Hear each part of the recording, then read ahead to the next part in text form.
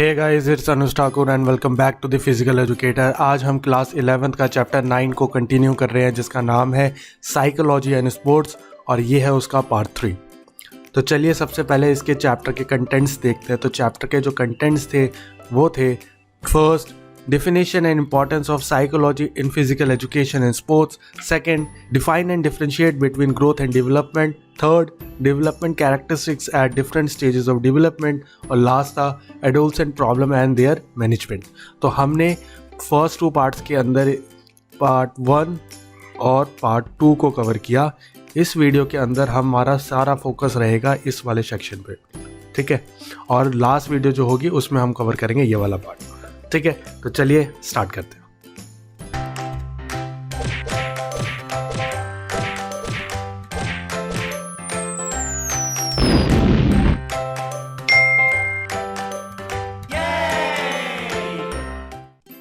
तो चलिए स्टार्ट करते हैं और देखते हैं सबसे पहले पार्ट 3, जिसका नाम है development characteristics at different stages of development.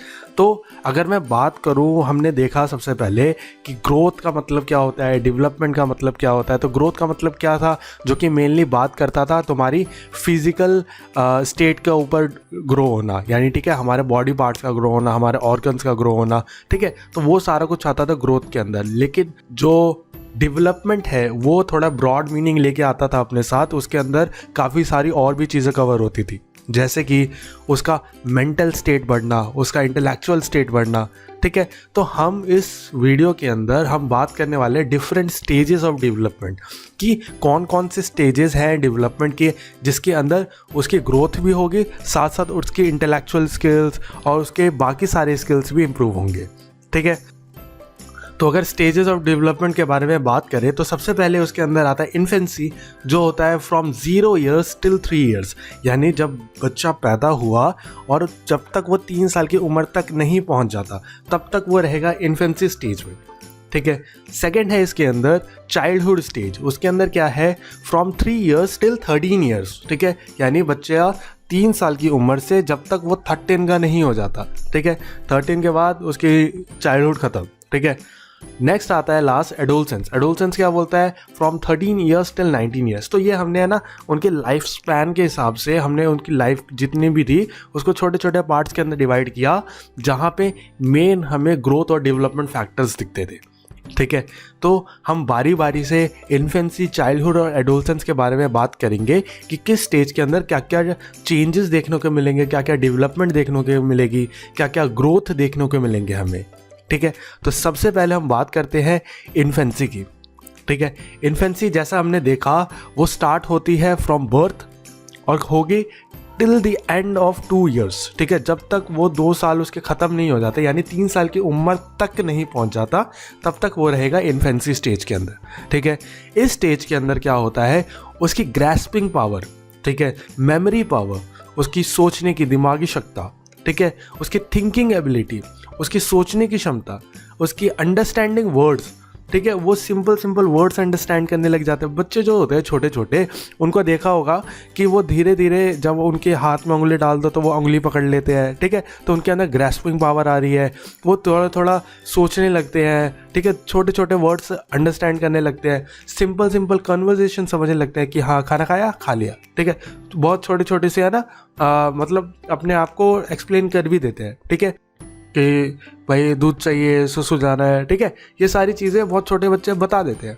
साथ ही साथ इसके अंदर क्या होता है, नो कंट्रोल ऑन इमोशंस। उन बच्चों की इमोशनल स्टेट के अंदर उनका ऊपर कोई कंट्रोल नहीं होता, ठीक है। इसका मतलब क्या है, बच्चे बहुत ज़्यादा इमोशनल होते हैं, एकदम से ही बहुत ज़्यादा खुश हो जाना, एकदम से ही बहुत ज़्यादा नाराज़ हो जाना, एकदम से रोने लग जाना, ठीक है।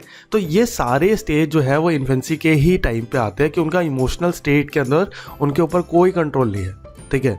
अच्छा, जो चाइल्ड का बिहेवियर है इस स्टेज के अंदर, उनकी देखो थिंकिंग एबिलिटी तो इतनी ज़्यादा डेवलप हुई नहीं है, फिर वो कैसे सोचेंगे, ठीक है। तो जितनी थिंकिंग एबिलिटी है उनसे वो इमेजिन करते हैं चीज़ों को, और इमेजिनेशन पे ही वो चाइल्ड का बिहेवियर रहता है कि वो कैसा बिहेव कर रहा है, ठीक है, क्योंकि अंडरस्टैंडेबिलिटी उनके अंदर इतनी ज़्यादा आई नहीं है अभी, ठीक है। साथ ही साथ इस स्टेज के अंदर वो बेसिक मोटर स्किल्स को सीखते हैं, ठीक है। बेसिक मोटर स्किल्स यानी walking, running, jumping, throwing, catching, तो ये जो बेसिक स्किल्स है, ठीक है, बेसिक एक्टिविटीज़ है, वो सारा कुछ सीखते हैं वो इन्फेंसी स्टेज में, ओके। नेक्स्ट आती है बात social sentiments and emotional related to self love became strong, ठीक है। यानी उनका सोशल सेंटिमेंट जो है सेल्फ लव का, खुद को पसंद करना, खुद को प्यार करना वाला, वो सबसे ज़्यादा हाई होता है स्टेज के ऊपर, ओके। तो ये सब कुछ है इन्फेंसी के अंदर, जो कि मोटा मोटा हमें सबको ही पता है। बच्चे हमने सबने ही देखे हैं कि वो कितने इमोशनल होते हैं, खेलते कूदते रहते हैं, ठीक है। वो कभी भी कुछ भी कहानी बनाने लग जाते हैं, कोई भी स्टोरी सुनाने लग जाते हैं, तो उनकी इमेजिनेशन पावर बहुत ज़्यादा स्ट्रांग होती है, ठीक है। उसी के ऊपर चीज़ें वो सोचते रहते हैं, अपनी कहानियाँ सुनाते रहते हैं कि उन्होंने क्या सोचा, वही बता रहे हैं, ठीक है। थोड़े थोड़े वर्ड्स बोलने लगेंगे, जब समझ पा रहे हैं तो वही वर्ड्स बोल पा रहे हैं। तो ये सारा कुछ है ओवरऑल इन्फेंसी के अंदर। नेक्स्ट बात करते हैं हम इसके अंदर चाइल्डहुड। तो चाइल्डहुड क्या है? तो चाइल्डहुड जो है वो बिगिन होता है from 3 years till the end of 12 years, ठीक है। यानी जब बच्चा 3 साल की उम्र पे पहुंचा तो उसका चाइल्डहुड स्टार्ट हो गया, और जब तक उसके 12 साल की उम्र ख़त्म नहीं हो जाती तब तक उसका चाइल्डहुड रहेगा, ठीक है। यानी 13वें साल में वो एडोलसेंस के स्टेट पे चले जाएगा, उसका चाइल्डहुड ख़त्म हो जाएगा, ओके। नेक्स्ट है इसके अंदर, इस स्टेज के अंदर क्या होता है, इस स्टेज के अंदर उनका कंट्रोल जागता है मसल्स के ऊपर, ठीक है। उनके पास और ज़्यादा कंट्रोल्ड मसल्स होती है जिसको वो और ज़्यादा अच्छी तरीके से वर्क करवा सकते हैं। छोटे बच्चे देखना जब वो लिखते हैं ना तो उनसे लिखा नहीं जाता, क्योंकि उनका मसल के ऊपर कंट्रोल नहीं है कि वो इतनी प्रिसाइसली मूवमेंट दे पाए उस चीज़ को, ठीक है। लेकिन जैसे धीरे धीरे बड़े होते हैं तो उनको लिखना आता है, ठीक है, क्योंकि वो उतनी अच्छी तरीके से अपने मसल्स को कंट्रोल कर पा रहे हैं, अपने 4 आर्म्स की मसल को, ठीक है। नेक्स्ट है इसके अंदर rapid development during first 3 years। जब भी चाइल्डहुड के स्टेज के अंदर बच्चा एंटर करता है तो फर्स्ट 3 years यानी टिल द 6th year, जब तक वो 6 साल का नहीं हो जाएगा तब तक वो बहुत ज़्यादा रैपिडली चेंजेस आएंगे उसके अंदर, रैपिडली बढ़ेगा वो, ठीक है। अच्छा, उसके बाद क्या है, एफिशिएंट न्यूरोमस्कुलर कोऑर्डिनेशन। उसका न्यूरोमस्कुलर कोऑर्डिनेशन इंप्रूव होता है चाइल्डहुड स्टेज के अंदर, यानी उसका नर्वस सिस्टम जो है वो ज़्यादा अच्छा वर्क करेगा अपने मस्कुलर सिस्टम के साथ, यानी वो जो काम करना चाह रहा है वो कर भी पा रहा है, ठीक है। इतना अच्छा कोऑर्डिनेशन है उसके मसल्स का। न्यूरोमस्कुलर कोऑर्डिनेशन के हिसाब से ही वो छोटी छोटी एक्टिविटीज़ में भी कर पाएगा, ठीक है।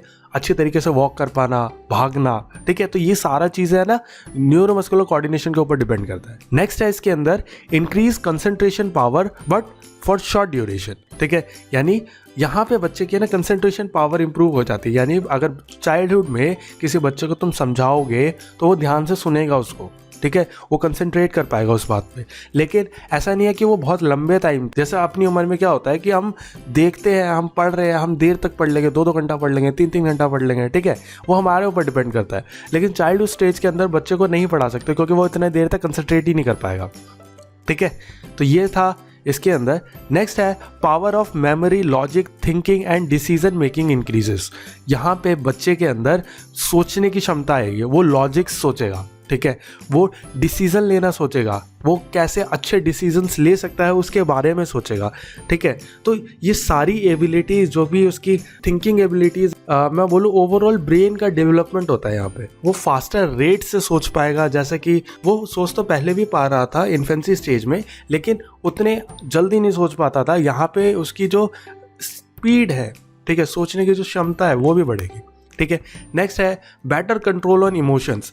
देखना छोटे बच्चे जो होते हैं बिल्कुल इन्फेंसी स्टेज वाले, वो ज़्यादा इमोशनल होते हैं बजाय के चाइल्डहुड वाले के, ठीक है। उनके अंदर इमोशनल कंट्रोल आने लगता है, वो अपने इमोशंस को कंट्रोल करना सीखते हैं, ठीक है। इस स्टेज के अंदर बच्चा बिहेव करना सीखता है कि वो कैसे बिहेव करता है, और अगर इस स्टेज के अंदर उसका बिहेवियर सही रहा तो ओवरऑल उसका कभी भी बिहेवियर ख़राब ज़्यादा नहीं होने वाला, ठीक है, वो आसपास ही रहता है, ठीक है। तो यहीं पे चाइल्ड की डेवलपमेंट की कैसा हम उसे पर्सन बनाना चाहते हैं वो सारा कुछ डिपेंड करता है, ठीक है। तो बिहेव करना, कैसे किसके साथ बात करनी है, वो सारा कुछ हमें इसी स्टेज के अंदर उसे सिखाना पड़ेगा, ओके। नेक्स्ट आता है इसके अंदर कि during this stage development of social qualities and adjustment of behaviour in the society take place, यानी यहाँ पे उसकी सोशल क्वालिटीज़ इम्प्रूव होगी और वो सोसाइटी के अंदर एडजस्ट कैसे करना है, क्या बातें करनी है सोसाइटी के अंदर, किन चीज़ों को नहीं बोलना, कैसे मैं बिहेव करूँगा, वो सारी चीज़ें वो सीखता है चाइल्डहुड के अंदर। ठीक है, किसके साथ कैसे बात करनी है, कि बड़ों को बदतमीजी नहीं, किससे बात नहीं करनी, ठीक है, अच्छे से सबके साथ बिहेव करना है। ठीक है, तो ये सारी जो स्किल्स होती है ना, सोशल क्वालिटीज़ जो होती है, वो सारी कुछ सीखता है चाइल्डहुड के अंदर वो। ठीक है, नेक्स्ट है इसके अंदर, at this stage children are more courageous, imaginative and resourceful and adventurous. ठीक है, यहाँ पे जो बच्चे होते हैं ना, देखना जो चाइल्डहुड के स्टेज के बच्चे होते हैं वो बहुत ज़्यादा करेजियस होते हैं, बहुत ज़्यादा एडवेंचरस होते हैं कि ये करूँगा आज मैं तेज़ भाग के दिखाऊंगा, आज मैं यहाँ से कूद के दिखाऊंगा। ठीक है, तो ये सारी इसकी जो भी सोचते रहते हैं ना, वो करने की कोशिश करते हैं। ठीक है, तो ये जो चिल्ड्रन वाली स्टेज है, यहाँ पे उनके अंदर जितना करेज होता है ना, वहाँ उतना ज़्यादा कभी भी नहीं होता, क्योंकि बाद में ना हम लॉजिक सोचने लग जाते हैं कि अच्छा ऐसा किया तो क्या होगा, अगर ऐसा नहीं किया तो क्या होगा। ठीक है, चाइल्डहुड के अंदर ना बच्चा इतना ज़्यादा सोचता नहीं है, वो सोचता है अच्छा ये करना है और वो कर देता है। ठीक है, तो यहाँ पे उसके अंदर बहुत ज़्यादा करेज होगा, बहुत ज़्यादा एडवेंचरस होगा। ठीक है, सेकेंड चीज़ इसके अंदर क्या है, blindly follow the person the admire. ठीक है, जो भी पर्सन को वो एडमायर करते हैं, जिन भी पर्सन को वो एडमायर करते हैं, जो भी लोग उन्हें पसंद है, वो उनको बहुत ज़्यादा पसंद करते हैं और उनके पीछे पागल रहते हैं। ठीक है, वो मतलब बहुत ज़्यादा सोचते हैं उनके बारे में और उनको बहुत पसंद है वो। नेक्स्ट है इसके अंदर, they have better motor learning abilities. ठीक है, यहाँ पे उनके अंदर लर्निंग एबिलिटीज़ जो होती है वो बहुत ज़्यादा अच्छी होती है कंपैरेटिव टू इन्फेंसी स्टेज। ठीक है, तो ये है ओवरऑल सब कुछ चाइल्डहुड के बारे में। ओके, नेक्स्ट बात करते हैं हम एडोलसेंस के बारे में। एडोलसेंस के अंदर क्या होता है, अब बच्चे और बड़े हो गए हैं। ठीक है, तो यहाँ पे एडोलसेंस जो है वो स्टार्ट ही होती है 13 ईयर्स से। ठीक है, और चलती है टिल 19 ईयर्स, यानी अभी जो आप जिस उम्र में होगे, मोस्ट प्रोबेबली जो स्कूल स्टूडेंट्स जो वीडियो देख रहे हैं वो स्टेज के अंदर अभी होंगे। ठीक है, यानी फ्रॉम 13 ईयर्स टिल 19 ईयर्स, यानी 19 साल तक तुम केवल एडोलसेंस के स्टेज पे हो। ठीक है, तो एडोलसेंस के स्टेज के अंदर ना बहुत सारी चेंजेस होते हैं, बहुत सारी चीज़ें देखने को मिलती है। पूरा मैं बोलूँ इंसान के अंदर परिवर्तन जो होता है ना, वो सारा कुछ यहीं से आएगा। ठीक है, तो इसके जो स्टेजेस है ना, वो भी अंदर मैं बहुत ज़्यादा डिफाइन करने वाला हूँ। तो उसके अगर मैं बात करूँ कैरेक्टरिस्टिक्स इस स्टेज के अंदर क्या क्या होंगे, तो इस स्टेज के अंदर सबसे पहले फिजिकल कैरेक्टरिस्टिक्स आएंगे, यानी फिजिकल चेंजेस आएंगे। मेंटल कैरेक्टरिस्टिक्स के बारे में हम बात करेंगे, जिसके अंदर मेंटल एबिलिटीज़ के अंदर क्या क्या चेंज आएगा हम वो देखेंगे। इमोशनल कैरेक्टरिस्टिक्स के बारे में देखेंगे कि बच्चे के इमोशन के अंदर क्या चेंज आता है। सोशल कैरेक्टरिस्टिक्स कि वो सोसाइटी के अंदर कैसे मैनेज करता है, और मोटर कैरेक्टरिस्टिक्स। तो ये हम सारे डिटेलली पढ़ेंगे एडोलसेंस के बारे में। ठीक है, तो सबसे पहले हम स्टार्ट करते हैं और बात करते हैं फिजिकल कैरेक्टरिस्टिक्स की। चाइल्ड के अंदर जो कि एडोलसेंस के स्टेज में है, तो उसके अंदर फिजिकली क्या क्या चेंजेस आने वाले हैं। ठीक है, तो उसके अंदर फिजिकली बहुत सारे चेंजेस आने वाले हैं और बहुत ही स्टार्टिंग से आने वाले हैं। ठीक है, अगर बात करी जाए तो एडोलसेंस के टाइम पे जो बच्चा होता है वो एंटर कर जाता है प्यूबर्टी के स्टेज पे। ठीक है, तो प्यूबर्टी जो होता है वहाँ पे सबसे ज़्यादा चेंज आते हैं हमारी बॉडी के अंदर। ठीक है, development of internal and external sexual organs. ठीक है, यहीं पे वो अपने सेक्सुअल ऑर्गन्स को डेवलप करेगा। ठीक है, इंटरनली भी और एक्सटर्नली भी। ठीक है, यहीं पे जो गर्ल्स होती है उनकी वॉइस सॉफ्ट हो जाती है, स्वीट हो जाती है और बहुत ज़्यादा पतली भी हो जाती है। ठीक है, next growth of hairs on different part of the body. यहाँ पे जो बच्चे होते हैं उनके अलग अलग बॉडी पार्ट पे हेयर ग्रो करने लग जाता है, आर्म पिट के अंदर बाल आना, प्यूबिक हेयर्स आना। ठीक है, तो ये सारा कुछ होता है इसी स्टेज के अंदर। ठीक है, नेक्स्ट है साथ ही साथ उनकी हाइट, वेट, बोन्स, मसल और बाकी फिजिकल ऑर्गन्स भी डेवलप होते हैं। ठीक है, वो मैच्योर होना स्टार्ट हो जाते हैं। ओके, तो अगर बात करी जाए एडोलसेंस जो है वो फुल ऑफ फिजिकल चेंजेस से है, वो फिजिकल चेंजेस से भरा पड़ा है। उसके अंदर बहुत सारे फिजिकल चेंजेस होने वाले हैं क्योंकि प्यूबर्टी की स्टार्टिंग स्टेज ही यही है। ठीक है, नेक्स्ट हम बात करते हैं इसके अंदर मेंटल कैरेक्टरिस्टिक्स की, कि मेंटली उसके अंदर क्या क्या चेंजेस आने वाले हैं। तो सबसे पहले जो है एक बात सिंपल सी क्या है, हमेशा मेंटल डेवलपमेंट जो होता है ना वो साथ साथ चलता है फिजिकल डेवलपमेंट के। ठीक है, जब बच्चा बड़ा दिखेगा ना तभी वो बड़े की तरह बिहेव करेगा। ठीक है, उसका मेंटली तभी उतना ज़्यादा होगा, जनरली ऐसा होता है। अगर एक बच्चा बड़ा दिख रहा है यानी उसकी दाढ़ी वाड़ी आ रखी है, वो है बड़ा पर्सन दिखता है, तो बात भी बड़ों की तरह ही करेगा। अगर वो एक बच्चा यही है तो वो बच्चों की तरह ही बात करेगा। ठीक है, तो हम उसकी फिजिकल अपीयरेंस से फिजिकल डेवलपमेंट देख के हम बता सकते हैं कि वो कैसा मेंटल कैरेक्टरिस्टिक लगता है, कैसा मेंटल डेवलपमेंट हो रखा है उसका।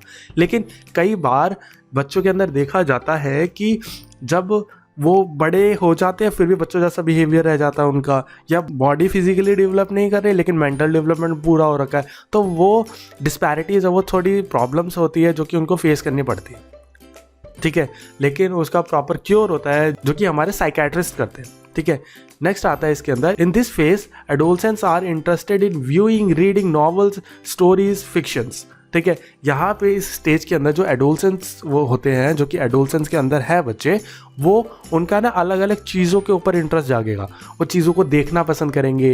ठीक है, नेटफ्लिक्स देख रहे हैं, अमेजन प्राइम देख रहे हैं। ठीक है, नॉवेल्स पढ़ना पसंद करेंगे, स्टोरीज़ के अंदर उनको इंटरेस्ट आएगा, उनको फिक्शंस के अंदर इंटरेस्ट आएगा, जैसे कि सुपर हीरोज़ वाली मूवीज़। ठीक है, नेक्स्ट है इसके अंदर the ability to criticise and thinking decision are developed. इसी स्टेज के अंदर एक बच्चे के अंदर क्रिटिसाइज करने की एबिलिटी, कि हाँ तुम गलत बोल रहे हो, तुम ठीक बोल रहे हो, खुद के डिसीजन लेने की एबिलिटी, ये सारे को डेवलपमेंट होता है एडोलसेंट स्टेज के अंदर। ठीक है, super curious to know people, places and principles. यहाँ पे जो बच्चे होते हैं वो बहुत ज़्यादा क्यूरियस होते हैं। ठीक है, उनको लोगों को जानना है, उनको अलग अलग प्लेसेस को जानना है, अलग अलग चीज़ों के बारे में जानना है, कि भाई पानी के अंदर जहाज कैसे तैर रहा है, पत्थर डालता तो डूब जाता है। ठीक है, तो अलग अलग चीज़ों के बारे में सीखना है, जानना है। तो यहाँ पे जो बच्चे हैं वो सुपर क्यूरियस है। ठीक है, यहाँ पे बच्चे डिमांड करते हैं सेल्फ रिस्पेक्ट की, डिग्निटी की, इंडिपेंडेंस की।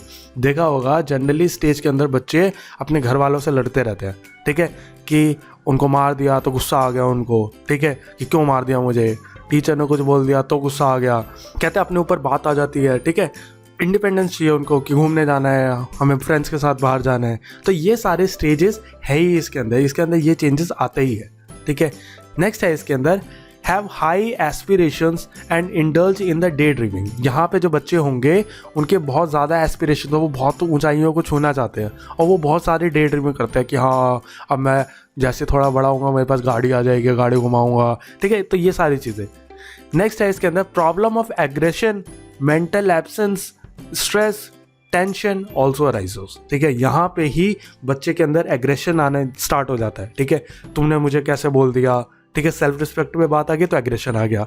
ठीक है, यहीं पे बच्चा मेंटली एब्सेंस रहेगा, प्रेजेंट है लेकिन वो सोच कुछ और रहा है किसी और के ख्यालों में। ठीक है, यहीं पे बच्चा स्ट्रेस में रहेगा। ठीक है, उसको चीज़ों के बारे में सोचना पड़ रहा है, वो परेशान है, उसको लेके टेंशन में रहेगा। यहीं पे ये सारे जो मेंटल प्रॉब्लम्स अराइज होती है वो सारा कुछ इसी स्टेज से स्टार्ट होता है। नेक्स्ट है need of healthy environment, proper guidance and a sense of direction are required. यहाँ पे बच्चे को अगर हेल्दी इन्वायरमेंट दिया जाए यानी आसपास का इन्वायरमेंट अच्छा हो, उसको time to time proper guidance दी जाए और एक डायरेक्शन दी जाए कि ऐसे काम मत करो, ऐसा काम करो, तो वहाँ पे ना बच्चा जो होगा वो सही पाथ पे रहेगा, नहीं तो वो भटक जाएगा और बिगड़ जाएगा। लेकिन साथ ही साथ इसके अंदर एक खतरनाक बात क्या है, बच्चे यहाँ पे है ना दूसरे की बात सुनना ही नहीं चाहते। कोई और उनको गाइड कर रहा है, उनको बारे में समझा रहा है तो वो समझते नहीं है, वो बोलते हैं नहीं हमें पता है। ठीक है, तो ना तो वो सुनना चाहते हैं और उनको गाइडेंस की ज़रूरत भी है, नहीं तो बाद में वो फंसते हैं। ठीक है, तो सबसे ज़्यादा जो मेंटली चेंज आएंगे वो भी एडोलसेंस में ही आएंगे। ठीक है, उनको समझाना पड़ेगा चीज़ों को, उनको सही डायरेक्शन पे लाना पड़ेगा। तो यहाँ पे पेरेंट्स का रोल बहुत ज़्यादा है। ठीक है, पेरेंट्स बच्चे को संभाल नहीं पाते लेकिन उनको संभालना पड़ेगा। ठीक है, नेक्स्ट आती है इसके अंदर इमोशनल कैरेक्टरिस्टिक्स। इमोशनल कैरेक्टरिस्टिक्स के बारे में आप बात करते हैं तो सबसे पहले the adolescent life and intensely emotional life. ठीक है, जो एडोलसेंट की लाइफ है वो इंटेंशनली इमोशनल है, यानी बहुत सारे इमोशंस इसके अंदर जागते हैं। ठीक है, in which we can see more the rhythm of positive and negative phases of behaviour in his constant alternative between intense excitement and deep depression. ठीक है, इसी पीरियड के अंदर, इसी टाइम के अंदर बच्चे के अंदर तुम्हें बहुत सारे पॉजिटिव और नेगेटिव फेजेस देखने को मिलेंगे। ठीक है, कभी बच्चा बहुत ज़्यादा ही खुश होगा, एक्साइटेड होगा, कभी चीज़ों को लेकर बहुत ज़्यादा ही डिप्रेस रहेगा। ठीक है, तो ये सारे के सारे चेंजेस उसको दिखने लग जाएंगे यहीं स्टेज पे से। ठीक है, नेक्स्ट है इसके अंदर no proper control on emotion such as anger, love, greed, hate, jealous. ठीक है, उसके इमोशंस पे यहाँ पे है ना प्रॉपर कंट्रोल नहीं है। ठीक है, यानी या गुस्सा आ रहा तो बहुत ज़्यादा ही गुस्सा आ रहा है, थोड़ी देर में शांत। ठीक है, क्यों गुस्सा आ रहा था भूल गया। जैसे बच्चों के साथ जनरली होता है, घर वालों पे चिल्ला देते हैं, फिर बाद में सोचते हैं कि हाँ भाई क्यों चिल्ला दिया, गलत कर दिया। ठीक है, प्यार आ रहा था, कुछ ज़्यादा ही प्यार आ रहा है, भावनाओं में बह जाते हैं। ठीक है, बहुत ज़्यादा लालच आ रहा है, बहुत ज़्यादा हेट हो रही है, जेलसी हो रही है बहुत ज़्यादा चीज़ों को लेके। ठीक है, तो यहाँ पे जो बच्चों का इमोशनल स्टेट है ना वो बहुत ज़्यादा फ्लक्चुएटिंग है।